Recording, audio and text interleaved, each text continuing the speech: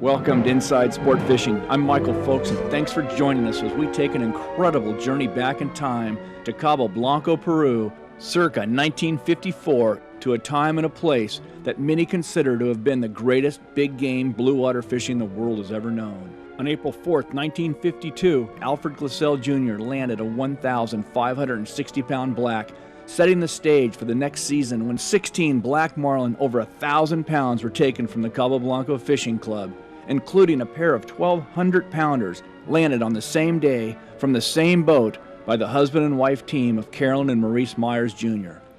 Michael Lerner, founder of the IGFA, legendary author Kip Farrington, and others, including perhaps the greatest major league hitter of all time, Ted Williams, flocked to the White Cape to do battle with these magnificent fish.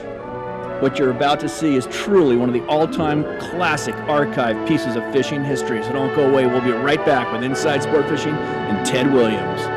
Inside Sport Fishing, proudly brought to you by Ford. Ford, the official trucks of Inside Sport Fishing. Ford trucks, built Ford tough. And by Shimano, makers of the finest fishing tackle in the world. Fish with the best, Shimano. And by Hotel Palmas de Cortez, Playa del Sol, and Hotel Punta Colorada, the finest fishing resorts in Baja.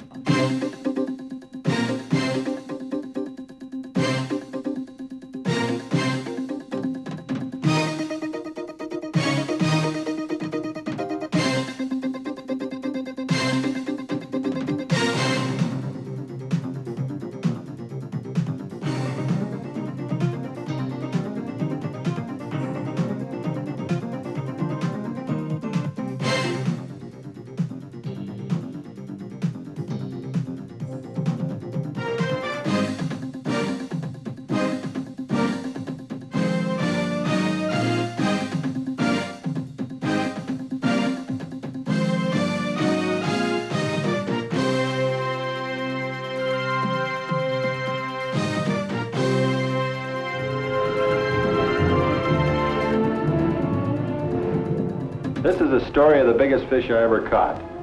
It takes place off the coast of Peru in South America. Inside Sport Fishing proudly presents baseball great Ted Williams in Cabo Blanco, Peru, circa 1954, in what has to be one of the all-time classic fishing films. Now, this might seem like a long way to go on a fishing trip, but it's really worth it. This most western point of South America, the junction of two currents, creates some of the hottest fishing ever known. They're like two big highways for Pacific game fish. That's why the Cabo Blanco Fishing Club is located here. The Humboldt, a cold current about 150 miles wide, comes up from the Antarctic here, off Cabo Blanco. It meets the southern sweep of a warmer current called the equatorial. Then the Humboldt swings off across the Pacific. As you know, that's the route of the famous Kon-Tiki Rapid venture. Most of the fishing is off the clubhouse, within 1 to 5 miles from shore. In fact, that strip of water is known as Black Marlin Boulevard. The black marlin is the prize catch for fishermen who travel to Cabo Blanco. The trip takes a little over 9 hours by air. We took off from Miami in the late afternoon. I made the trip with Gus Barr. He's first up on the steps, and that's Julian Crandall next. He's a member of the Cabo Blanco Fishing Club. As always, they wanted just one more picture at the airport, and I can't say as I minded this particular one too much. By sunset, you're flying over Cuba. 4 hours later, we were Panama City, Panama. An hour and a half later at Ecuador, and finally to our destination of Tulare, Peru. It's an hour's ride from the airport to the club, and we got to bed about 4:30 in the morning. We're after black marlin. He's one of the world's biggest game fish and calls for specialized tackle. I'd like to show it to you close up before we get to the fishing. This is a Ted Williams rod. We make them in Miami. This one is made to use with 39 thread or 130-pound test line. The line I used was a Ashaway Dacron, and the reel is a 12-hole Fenor, manufactured and tooled like a fine watch. It holds 850 yards of line, and the first 30 feet of this line is doubled back for extra strength. Then you have a 15-foot cable leader, the 14-0 hook that tests 450 pounds. It's quite an outfit. Well, I'm going to be concentrating on fishing, so I'll see you later. As we look into shore from Black Marlin Boulevard out on the water, the Cabo Blanco Fishing Clubhouse is that pink square right on the beach. It's a handsome modern building, and Ted and Tom Bates are looking it over. Tom's with the oil company here, an honorary member of the Cabo Blanco Club. He's an enthusiastic fisherman, glad to make Ted acquainted with the area.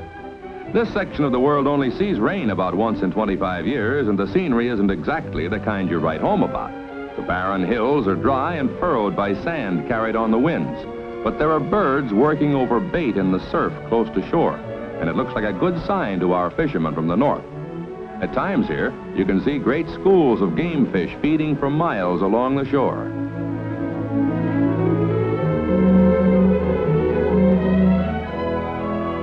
When you come into the club lounge, a mounted monster of a fish hits your eye. It's a black marlin, taken here off Cabo Blanco by Alfred Glassell in 1952. And mister, that's quite a hunk of fish. Early morning, everyone heads out in the same direction.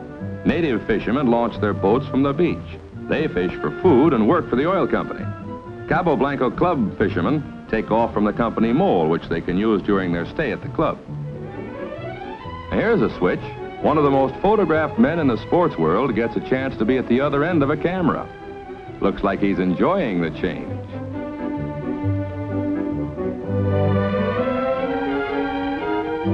Our party is going to use two of the club boats.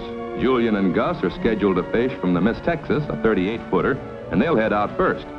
Ted will fish from the Pescador Dos, a 40-foot job. The boats were built in Nova Scotia to club members' specifications. Sometimes they have to take quite a beating. There go Julian and Gus on the Miss Texas under the red and white flag of Peru.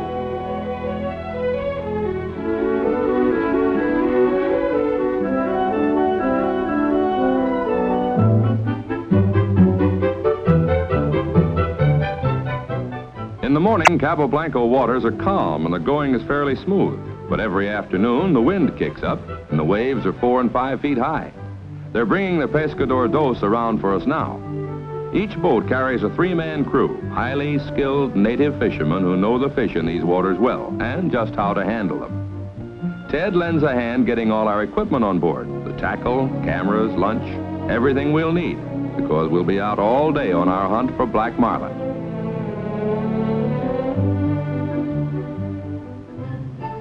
The crew speaks no English and Mr. Williams no Spanish, but they get along just fine. If you want to know what's going on, Ted's getting the word on what will take place when and if a marlin goes for the bait. Marlin takes the bait sideways, let him run. Then when he stops to swallow it, sock it to him. Okay. The rod sits in a socket in the fighting chair. The fisherman wears the back harness, which snaps onto the reel and helps him and the rod work as a single strong unit. The size of this particular fisherman means almost everything has to be let out a little to fit that king-size frame. One of the first things attended to on board is getting the fisherman comfortable in the fighting chair he'll use when he has a marlin on. He may be in that chair 4 or 5 hours or longer fighting a fish, so everything's got to work just right. Really big league.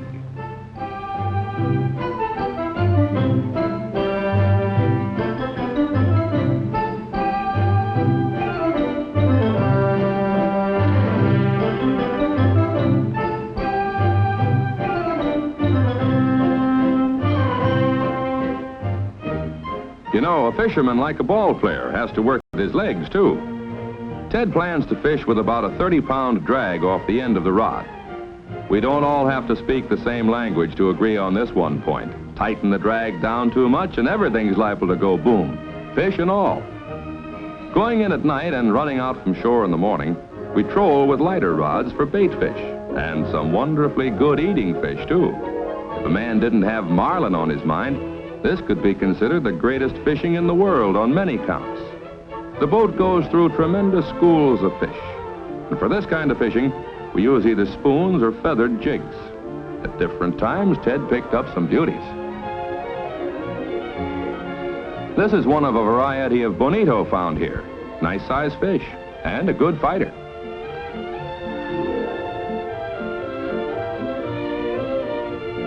Another time you might pick up a dolphin. That's what this lively fellow is. And into the bait box with you, boy.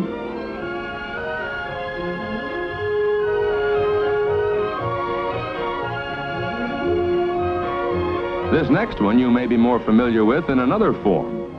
Ted took several yellowfin tuna. This one's 8 or 9 pounds. They're sometimes used for bait, but our fishermen claim the fresh tuna salad they had at Cabo Blanco following one of these catches beat any tuna meat they'd ever had. Natives fish from these rafts of light balsa wood.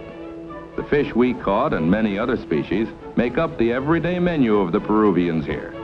At times, schools of Spanish mackerel seem to cover acres of the water. This is the fish used most often for marlin bait. And Ted's bringing in a good one for that purpose right now.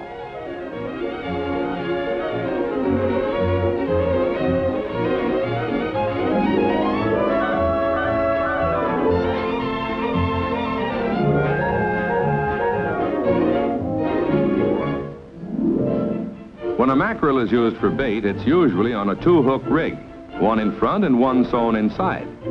The mate, Jose, does some very fancy needlework, and there's an eagle eye following every surgical maneuver.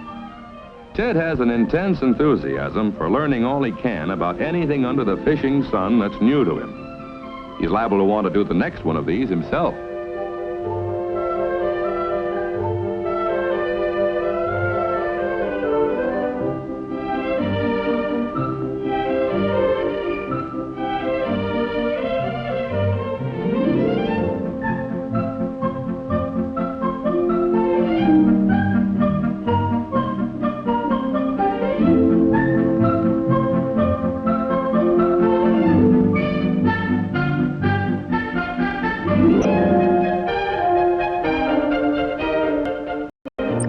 When it's ready, the bait is always tested to see how it acts in the water.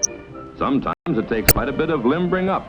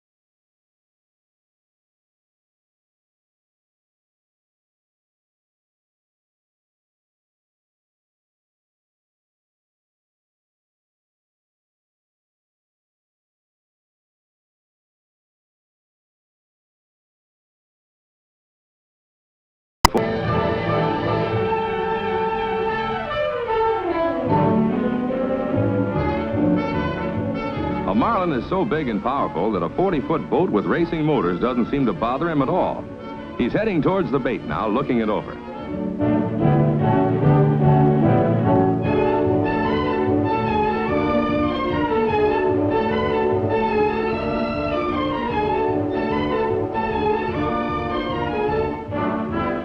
He's got it. We slow down. Ted lets his reel run free. Now, hold it till he swallows the bait and starts off again. Okay, gun the motors, clear the decks, and pour it to it.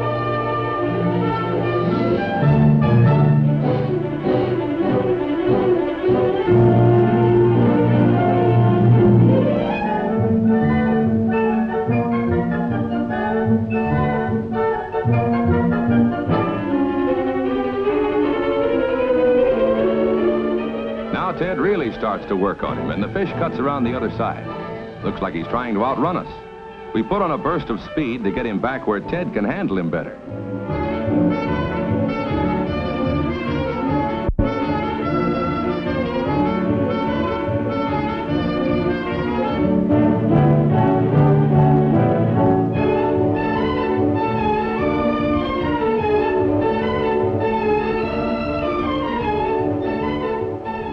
Trying to stop him now. The Marlin's off and greyhounding, a series of tremendous leaps again and again.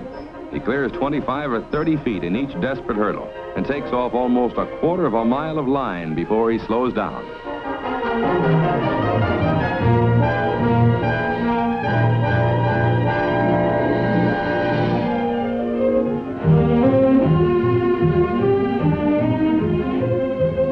Now the captain puts the motors in reverse.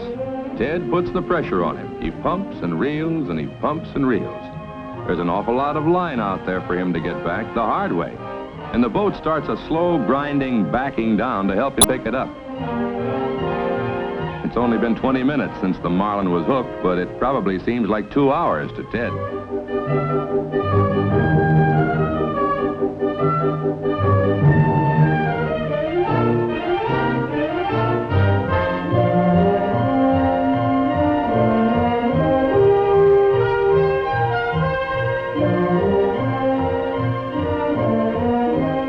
Double line is all back on the reel now. Jose goes for the steel leader to bring the fish to gaff. According to international game fish rules, the crew can touch only the steel leader. If the fish takes off again, he must let him go. We may be ready, but the Marlin isn't. He surges off once more in a last try for freedom. And there's still tremendous power in him.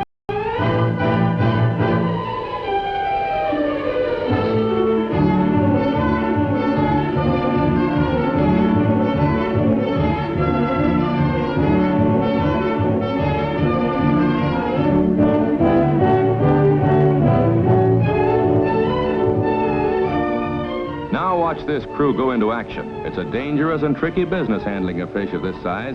He can still be lost right here at the boat. Almost anything can happen. Look at Jose. He wraps the steel line around his arm to hold the fish from Max's gaff.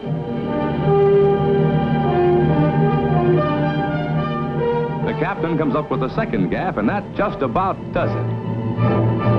Yow!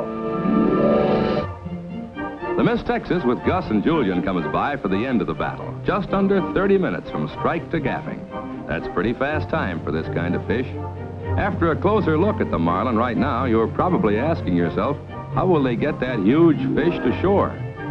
Once gaffed, it's another story to get him in.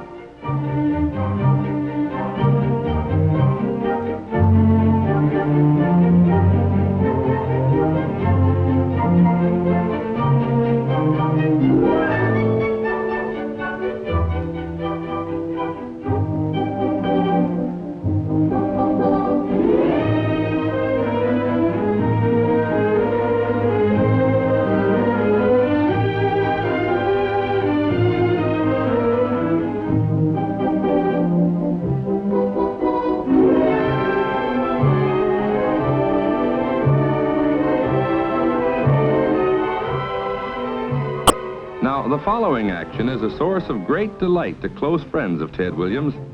They say, boy, you really worked for that fish, didn't you? Ted's usual lie is that our guides would never have been able to get the Marlin on board as a passenger if he didn't lend a hand. And from our vantage point, we're content to watch him prove that statement.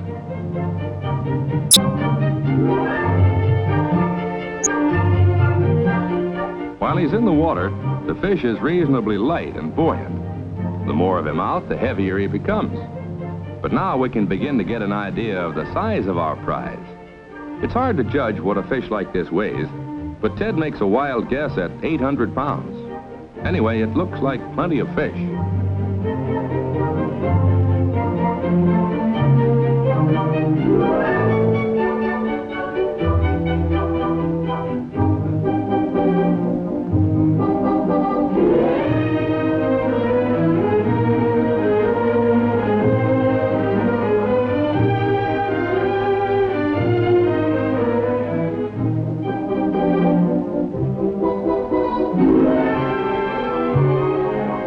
A big fish like a marlin sometimes has remora or pilot fish clinging to it.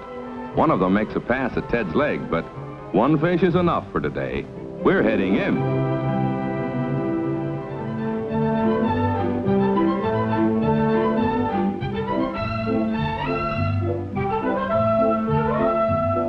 There's an entirely different mood on board tonight as we swing into the dock. We're really glad to see the crane to take over the lifting of that fish from now on. Our grunt and groan crew, captained by Mr. Williams, can rest their weary muscles. This is one of the bigger marlin that's been brought in, and word gets around. There's a small crowd on hand, curious and eager to know the weight. Ted's all over the place, taking pictures, eyeing the scales, and wearing a smile that won't come off. We've never seen him so keyed up.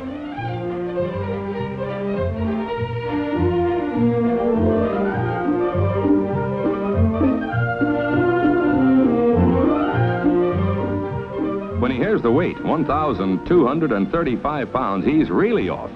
He's excited, no use denying it. But it isn't just every day you haul in a fish that automatically qualifies you as a member of the exclusive over 1,000 pound club.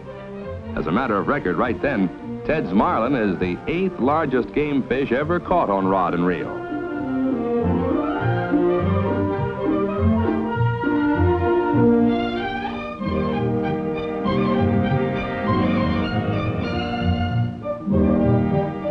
At Cabo Blanco, where the marlin runs so large, they have a nice ceremony of painting the weight, the date, and the fisherman's name on the side of the fish. With a picture like that to show his friends, a fisherman can afford to be properly modest over the coming years.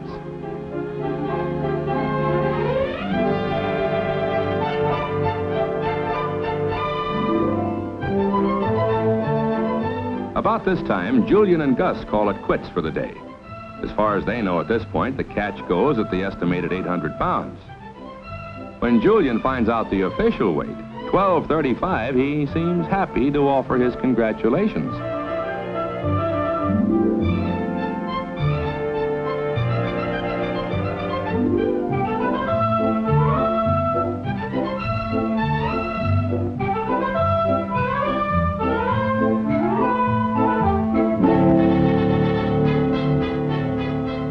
Ted's Cabo Blanco marlin is 6 feet 10 inches around and 14 feet in length from the tip of the bill to the tail, and that tail is over 4 feet wide.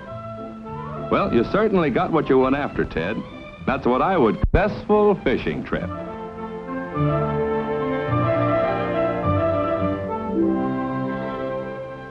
One of the nicest things about our trip to Cabo Blanco was that it was a good deal for everyone. A couple of days after I caught my fish, Gus Barr brought in this 507-pound marlin. This one is Julian's. He took it just before we left, 812 pounds. The trip to Cabo Blanco was an experience I wouldn't trade for anything. It's always been one of my ambitions to visit the great fishing places around the world, and I hope to make a lot more of them.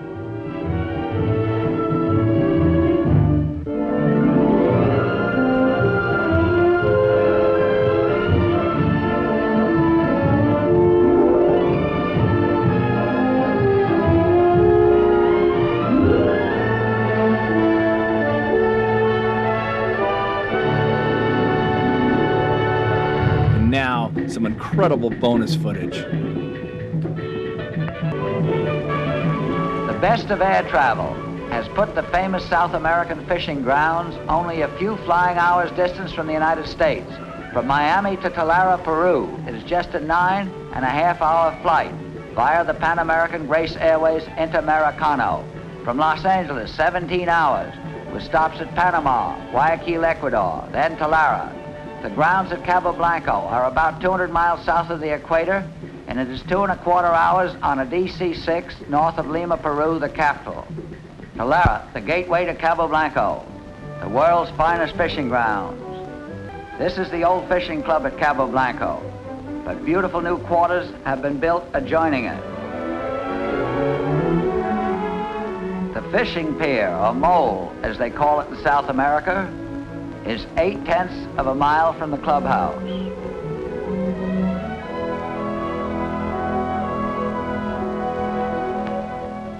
This is the distilling plant, which assures good drinking and bathing water for the fishermen while on these grounds. Here is the fishing boat that the Myers will use during their stay. These grounds are particularly wonderful because it never rains, there is no fog, and the wind always blows from the south. A good stiff breeze is required to give you the best marlin fishing, and the Myers are now en route out to Black Marlin Boulevard. From this mole, in certain months of the year, the big black marlin have actually been seen tailing as they swim by, all headed north and almost always solitary.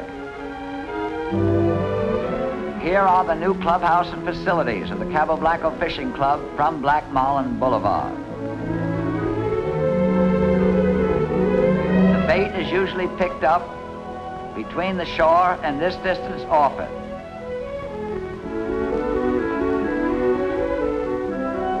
The pelicans, the booby birds, and the shearwaters are diving on the bait. This is Cabo Blanco, the White Cape, the westerlymost tip of South America. Here Mrs. Myers catching the bait on her 9-thread striped marlin rod, which she will use later on during her stay. The bait is abundant. Sierra mackerel for black marlin, and 3 varieties of the bonitas for swordfish. These fish are not only tasty to the big fish, but they are tasty on the table. All the fish caught at Cabo Blanco are utilized for food. The oceanic bonita, cachoretta as he is called here, first choice for the swordfish.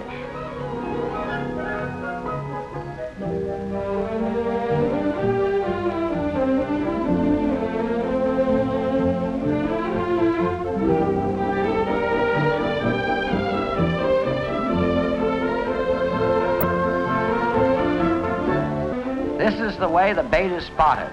You see them breaking on the surface. A few passes around them provide one with enough fresh bait for each day's fishing.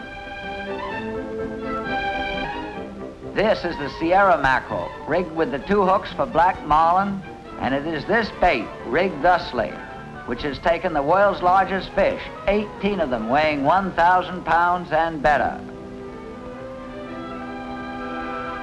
Here's the Peruvian crew which will take the Myers on this trip. They have caught more big fish than any other fish guides in the world. Here there is no blind trolling. This bait is being presented by Mr. Meyer to a black marlin. Now he has him hooked. There's no sitting and watching the bait or keeping them out on these grounds. The fish are usually not the most active of all the spearfish. The 1,560-pound whale's record jumped 48 times. 30 and 40 leaps of these giant fish is not uncommon. Charging and greyhounding around the surface, they look like depth charge explosions from the distance.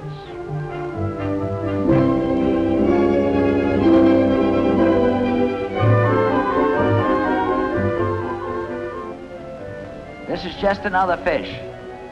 In Meyer's fishing day, he has caught so many big ones, but the black marlin is his greatest prize. Notice his beautiful blue back and silver belly. Black marlin show no stripes as the other 4 varieties of marlin do. He has a different type of dorsal fin, an entirely different bill. His measurements are completely different. But the one way you can always tell the black marlin from the other 4 species is that his pectoral fins do not fold back against his flanks.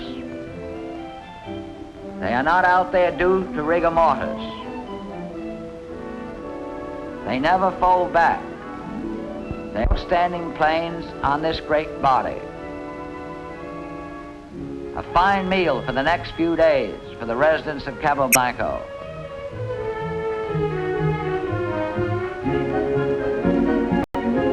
Here's the great prize being lifted from the fish boat to the mole to be weighed.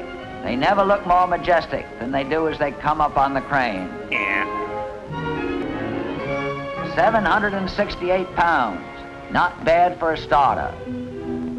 An oil tanker is about to sail loaded with oil from the Labitas Oil Company for the Argentine and is given the property for which the Cabo Blanco Fishing Club has been built. The new Cabo Blanco Fishing Club. Friends from Texas talk with the Myers in front of the club. Another day as the petrel backs to the mole.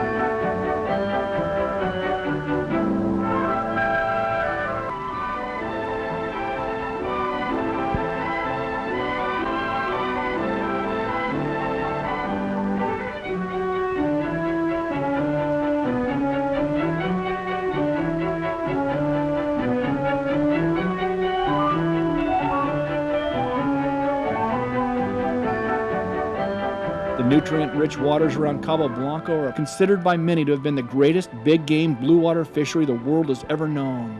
Just look at all the life. It's incredible. Yet, in only a matter of a few years during the mid-1960s, when the Peruvian anchoveta became the prime target of an unregulated commercial fleet, who in 1969 took over 12 million tons of anchoveta. Think about that. 12 million tons of a bait no bigger than your finger. By wiping out the biomass, they overfished anchoveta into extinction. The following years, the waters around Cabo Blanco became a desert, and what was once the most incredible fishery anyone has ever seen turned into nothing but a memory. But memories that are definitely worth a second look. People will travel many a mile for their favorite pastime. These people have flown down from the States to Cabo Blanco. To do what? Why, to fish. Fishing at Cabo Blanco on the western tip of South America in Peru. They play for big stakes at the Cabo Blanco Fishing Club, headquarters for a fraternity of fishermen intent on catching the biggest marlin in the world. And look at the reels. Fin-ore beauties ranging in price from $250 up to $850 for the big 16-0 job. The Tycoon rods run as high as $135. So you have quite an investment in equipment and no guarantee of returns.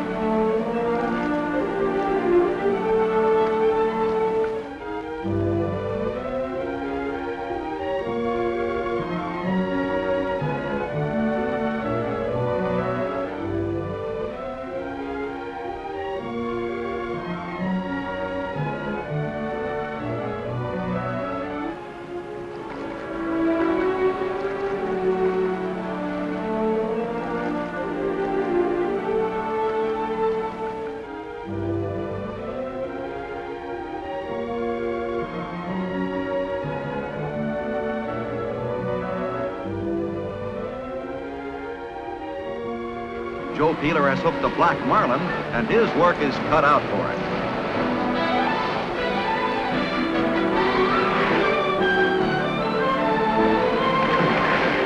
The fish is a worthy adversary, a fighter who never quits until a final count.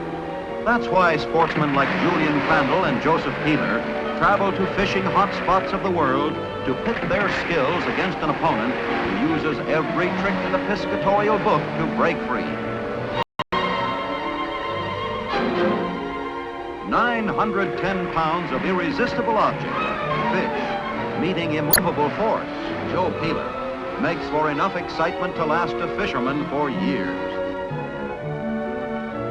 As the sun sinks over the Pacific, remember, the world's finest fishing grounds, on the crossroads of the deep, this land of the 1,000-pounder, Black Marlin Boulevard.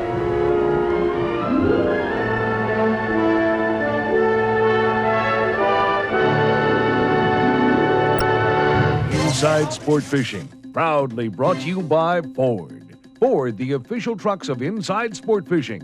Ford trucks, built Ford tough. And by Shimano, makers of the finest fishing tackle in the world. Fish with the best, Shimano. And by Hotel Palmas de Cortez, Playa del Sol, and Hotel Punta Colorada, the finest fishing resorts in Baja. We hope you've enjoyed this incredible journey back in time, to a time when all seemed right with the world, a time when our oceans and the waters surrounding Cabo Blanco were teeming with life, in balance and abundant, to a time when things moved a little slower and people didn't seem to mind, a time when digital technology didn't exist and people got along just fine without it. But times have changed, and if our children are to have any prayer of being able to do battle with the magnificent billfish of the world, then it's up to each and every one of us to step up and make a difference. Boycott kill tournaments. Force the promoters to change the rules. Make every tournament a points game instead of a kill. Award the best anglers and the most skilled captains and crews for their fish finding and catching abilities. Lead by example. Become a steward of the sea. Teach and practice CPR. Catch, photograph, and release. I'm Michael Folks, and on behalf of everyone here at Inside Sport Fishing, thank you for your support, and most importantly, for choosing to make a difference.